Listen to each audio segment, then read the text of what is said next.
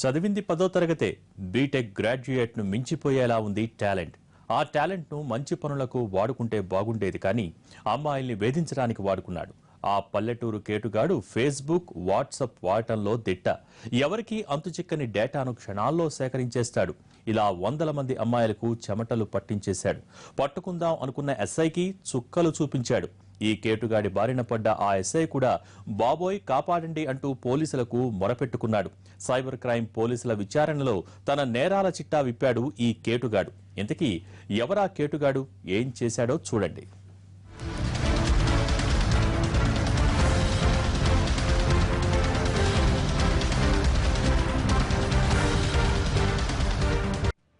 వీడే ఆ శాడిస్ట్. పేరు మణిరత్నం.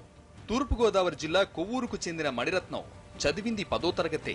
చిన్నతనంలో తల్లి చనిపోవడంతో తండ్రి పెంపకంలో పెరిగినా జులాయిగా తిరుగుతూ చిల్లర పనులు చేసేవాడు. కొద్ది రోజులు బుద్ధిగా వ్యవసాయం చేసినా అతగాడి వంకర బుద్ధి ఎక్కడా కుదురుగా ఉండనివ్వలేదు.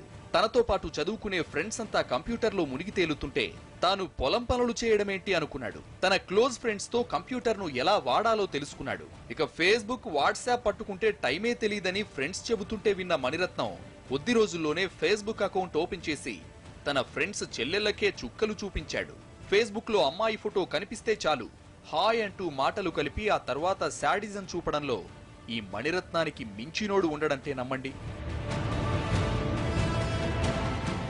ఒక్కరు కాదు, ఇద్దరు కాదు, తన ఫేస్బుక్ లో 300 మంది అమ్మాయిలకు ఫ్రెండ్ రిక్వెస్టులు పంపి ఫ్రెండ్స్ లిస్టులో చేర్చుకున్నాడు.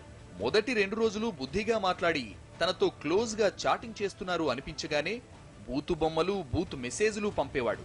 ఫేస్బుక్ లో ఉన్న వారి ఫోన్ నంబర్లు సేకరించి వాట్సాప్ లో బూతు బొమ్మలు షేర్ చేసేవాడు. ఈ కామపిశాచి మణిరత్నం ఆగడాలు భరించలేకపోయిన ఓ యువతి హ్యాకైకి ఫిర్యాదు చేసింది. దీంతో మణిరత్నం సెల్ ఫోన్ నంబర్ను ట్రాక్ చేసిన ఓ ఎస్ఐ ఫోన్ చేసి బెదిరించాడు.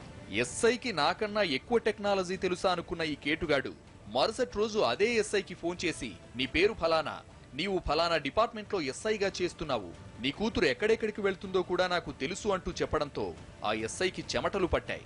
తన కూతుర్ని టార్గెట్ చేశాడని భయపడ్డ ఎస్ఐ షీ టీమ్స్ కు కంప్లైంట్ చేసి జరిగిందంతా చెప్పాడు. ఫోన్ సీజ్ చేశాము. ఫోన్ సీజ్ చేసి చూస్తే దాంట్లో సుమారు 70-80 అమ్మాయిలతో కూడా ఇదే విధంగా ఫేస్బుక్లో, వాట్సాప్లో చాటింగ్ చేస్తున్నాడు.